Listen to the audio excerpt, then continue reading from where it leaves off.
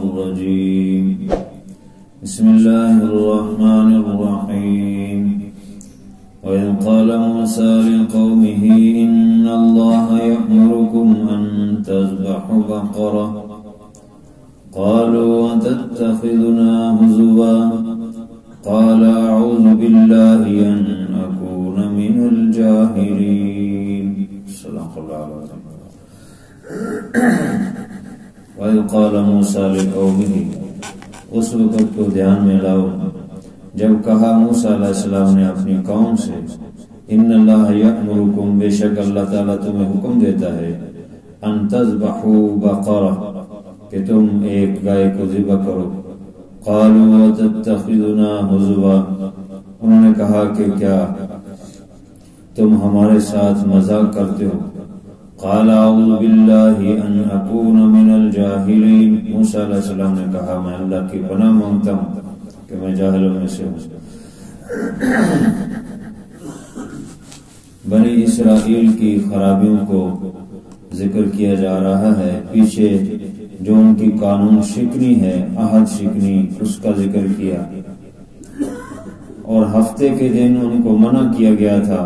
کہ صرف خاص تمہاری عبادت کا دن ہے کچھ نہ کرو اور مچھلی کا شکار نہ کرو لیکن وہ باز نہ آئے حیلے بہانے کرنے لگے اور جس کے نتیجے میں اللہ کا عذاب ان پر آیا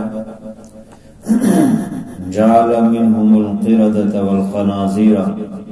کچھ کو خنزیر بنا دیا کچھ کو بندر بنا دیا شکلیں تبدیل ہو گئی 3 دن کے بعد وہ ختم ہو گئے صرف وہ جو اس سے باز آئے اور ان کو منع کرتے تھے کہ ایسا کام نہ کرو وہ بچ گئے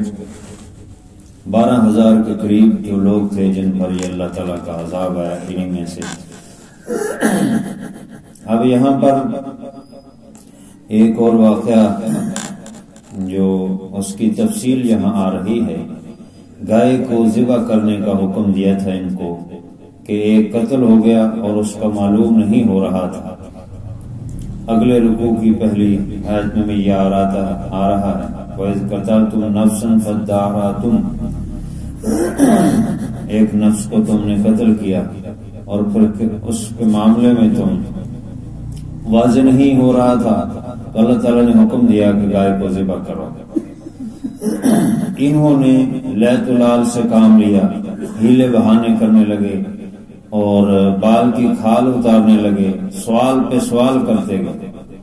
خواہ مخواہ جو سوال ہوتے ہیں جو علم یا عمل کی نیت سے نہیں محض کسی کو نیچے دکھانے کے لیے یا ایسے ہی شرارتن یا خواہ مخواہ ایسے ہی سوال کیا جانا یہ جائز نہیں اس سے آپ صلی اللہ علیہ وسلم نے منع کیا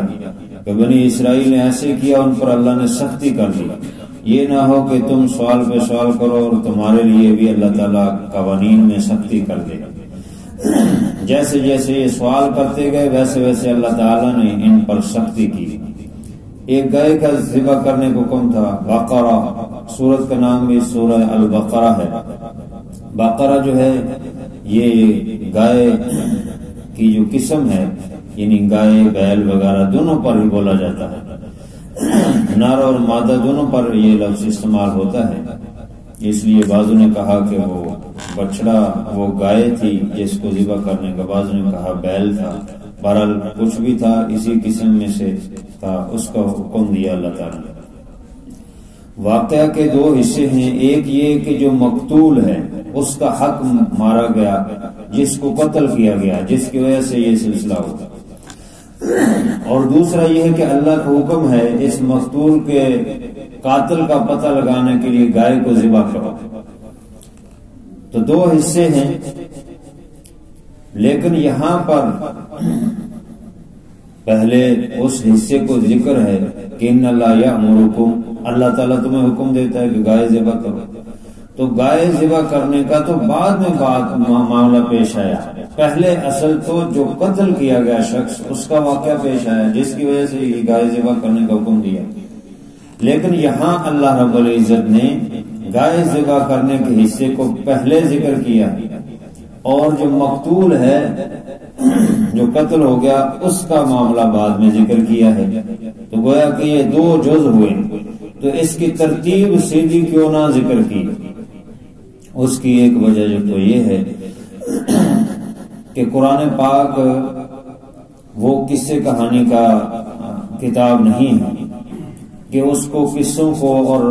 واقعات کو ترتیب سے ذکر کیا جائے.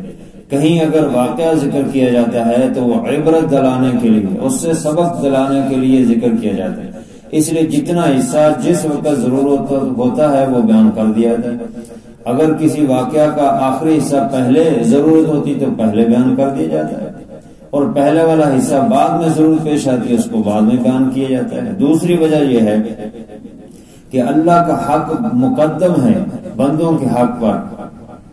تو اللہ تعالیٰ کا حق یہ ہے کہ اللہ کے حکم کو پورا کیا جائے. تو اللہ کا حکم یہ تھا کہ گائے کو ذبح کرو تو اس کو پہلے ذکر کیا، اور جو مقتول کا حق وہ بندوں کا حق ہے اس کو بعد میں ذکر کیا. ایسا قرآن پاک میں اور بھی کئی جگہ پر ہے. وَقَضَىٰ رَبُّكَ أَلَّا تَعْبُدُوا إِلَّا إِيَّاهُ، تیرے رب نے فیصلہ کیا ہے، اس کا حکم ہے کہ تم اس کے علاوہ کسی کی عبادت نہ کرو. وَبِالْوَالِدَيْنِ إِحْسَانًا، اور والدین کے ساتھ احسان کرو. یہاں بھی پہلے اللہ کا حق ذکر کیا اور بندوں یعنی والدین کا حق بعد میں ذکر کیا. یہاں بھی چونکہ یہ گائے ذبح کرنے کا اللہ کا حکم تھا اس لیے اس کو پہلے ذکر کیا. مشکات شریف کی ایک بہت ہی معتبر شرح ہے، مرقات عربی میں ہے. ملا علی قاری رحمہ اللہ جو ہرات عراق کے علاقے تھے لیکن بعد میں پھر عرب میں چلے گئے اور وہیں رہے، انہوں نے وہ لکھی ہے، بہت ہی زبردست کتاب ہے. اس میں انہوں نے لکھا ہے کہ ایک شخص مالدار تھا بنی اسرائیل میں سے، اس کی بیٹی تھی تو اس سے کسی نے رشتہ مانگا بیٹی کا، اس نے رشتہ نہ دیا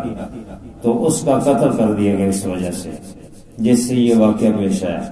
اور عام مفسرین یہ فرماتے ہیں کہ عامل نامی ایک شخص تھا جو مالدار تھا اور اس کی کوئی اولاد نہیں تھی لیکن مال و دولت اس کا بہت زیادہ تھا. تو اس کے بھائی کے بیٹوں نے ان کے چاچا کے بیٹوں نے یہ کہا کہ ہم جو ہے وہ اس کا مال کیسے ہتھیائیں. تو انہوں نے کہا اس کو قتل کر دیا جائے. تو اس کے چاچا کے بیٹوں نے ہی ان کو قتل کر دیا اور کہیں باہر لے جا کے بہانے سے کسی جنگل یا کسی باہر جگہ پر قتل کر دیا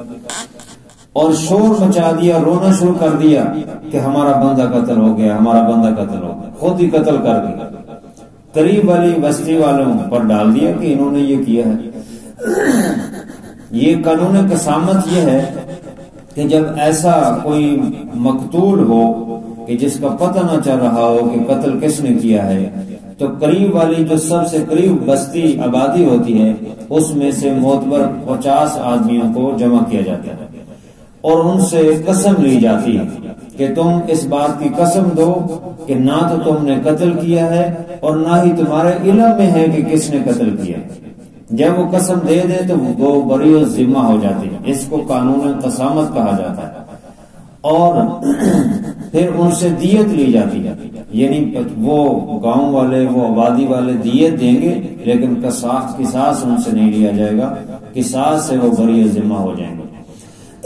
جب قاتل کا نہ پتہ چل رہا ہو تو اس کا طریقہ کار یہ ہوتا ہے. بنی اسرائیل چونکہ اس قاتل کا معلوم نہیں ہو رہا تھا، ان کو بھی قانون قسامت کے طور پر، کیونکہ یہ جو ورثاء تھے وہ خود قاتل تھے تو انہوں نے شور مچایا کہ یہ قریب والی بستی والوں نے قتل کیا ہے، تو ان سے قانون قسامت لیا گیا. اور اس وقت یہ بھی تھا کہ اللہ کا حکم ہوتا تھا کہ اب چونکہ یہ معاملہ ایسا تھا کہ خاص موسیٰ علیہ السلام کی عدالت میں آیا تو اس میں ایک صورت تو یہ بھی تھی کہ وحی کے ذریعے سے صاف صاف بتا دی جاتی، لیکن یہاں کان جو ہے وہ الٹا کیوں پکڑا گیا کہ کہا کہ تم گائے کو ذبح کرو اور اس کا ایک حصہ گائے کا ذبح شدہ گائے کا اس مقتول کے جسم میت کے جسم کے ساتھ لگاؤ تو وہ خود زندہ ہو کر بتائے گا کہ میرا قاتل کون ہے. تو اللہ تعالیٰ وحی نازل کرتے تھے موسیٰ علیہ السلام پر، تو سیدھا سیدھا کہہ دیتے وحی میں یہ کیوں نہ؟ اس کی وجہ یہ ہے کہ یہ قوم جو ہے ایسی تھی، یہ عمق رکھتی تھی، جو بال کی کھال اتارتی تھی، سوال پہ سوال کرتی تھی، تو ان کے ساتھ معاملہ بھی اسی طرح کیا گیا۔ یہ سیدھے سیدھے ماننے والے نہیں تھے۔ جب اللہ تعالیٰ نے تورات دی موسیٰ علیہ السلام کو، تو انہوں نے نہیں مانا، ان کا ہم نہیں مانتے، اللہ تعالیٰ ہمیں خود کہے کہ ایک میں نے کتاب دی تو پھر مانیں گے۔ پھر خود کہہ دیا اللہ تعالیٰ نے، جب 70 آدمی طور پہ لے گئے موسیٰ علیہ السلام، تو پھر بھی نہ مانے، کہتے ہم پتہ نہیں یہ آواز کہاں سے آ رہی ہے، ہم تو نہیں مانتے کہ اللہ تعالیٰ کی آواز ہے یا کس کی ہے۔ تو اللہ تعالیٰ نے 70 بندوں پر چیخ نازل کی اور وہ مر گئے۔ پھر موسیٰ علیہ السلام کی دعا پہ پھر زندہ کیا گیا۔ تو یہاں پر اس مقتول کا ذکر کر کے کہ یہ گائے کا حصہ لگاؤ گے تو وہ زندہ ہو کر بولے گا کہ میرا قاتل یہ ہے، یہ بتانا بھی مقصد ہے کہ کذالک یحیی اللہ الموتیٰ، مرنے کے بعد دوبارہ زندگی۔ جب یہاں دنیا میں اللہ تعالیٰ معجزانہ طور پر ایک مردے کو زندہ کر سکتے ہیں، تو مرنے کے بعد دوبارہ سب کو زندہ کریں گے اور حساب کتاب ہوگا۔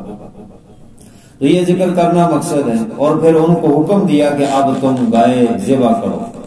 تو سیدھا سیدھا کام تھا کہ گائے ذبح کر دیتے، کوئی بھی پکڑ کے گائے ذبح کر دیتے، لیکن انہوں نے سوال پہ سوال کر دیا۔ اسی طرح پھر ان پر مشکلات آتی رہی اور وہ بڑی مشکل سے ان کو وہ گائے ملی ان کو۔ اس کا یہاں پر ذکر فرمایا ہے اللہ تعالیٰ نے، وَإِذْ قَالَ مُوسَىٰ لِقَوْمِهِ، اور اس وقت کو دھیان ملا جب موسیٰ علیہ السلام نے اپنی قوم سے کہا، إِنَّ اللَّهَ يَأْمُرُكُمْ أَن تَذْبَحُوا بَقَرَةً، بے شک اللہ تعالیٰ حکم دیتا ہے تم کو کہ تم ذبح کرو گائے۔ سیدھا سیدھا حکم ہے، بس کوئی بھی گائے پکڑو ذبح کر دو اور اس کا حصہ مقتول کے ساتھ لگاؤ، وہ زندہ ہو کر بتائے گا کہ میرا قاتل کون۔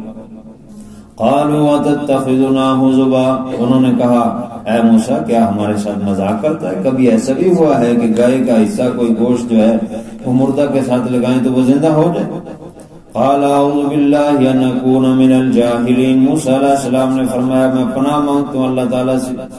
کہ میں جاہلوں میں سے ہو جاؤں۔ یہ مذاق کرنا تو جاہلوں کا کام ہے،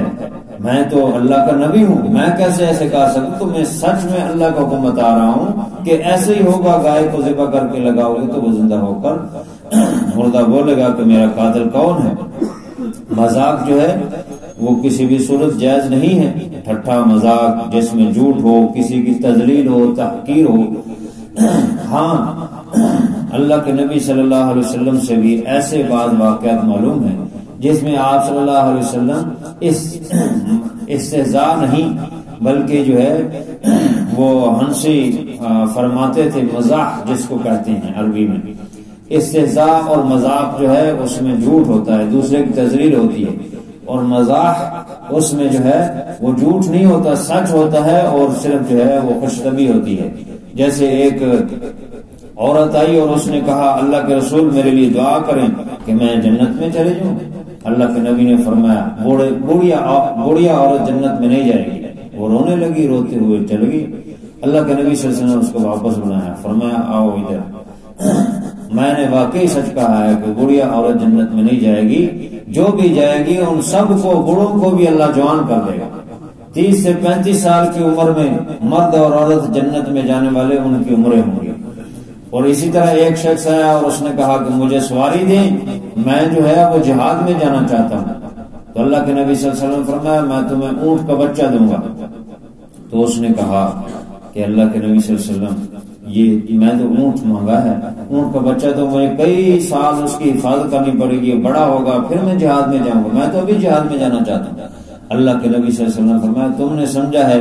کہ یہ چھوٹا بچہ وہی اونٹ کا بچہ تھا، یہ بڑا بھی اونٹ کا ہی تو بچہ ہے۔ تو یوں آپ صلی اللہ علیہ وسلم مذہبی فرماتے تھے۔ تو یہ اس کی تو گنجائش ہے، لیکن جو استہزاء ہے، تذلیل، تحقیر، جھوٹ ہے وہ جائز نہیں ہے۔ تو موسیٰ علیہ السلام نے فرمایا یہ تو جاہلوں کا کام ہے، ایسا نہیں ہے، میں تمہیں سچ میں کہہ رہا ہوں۔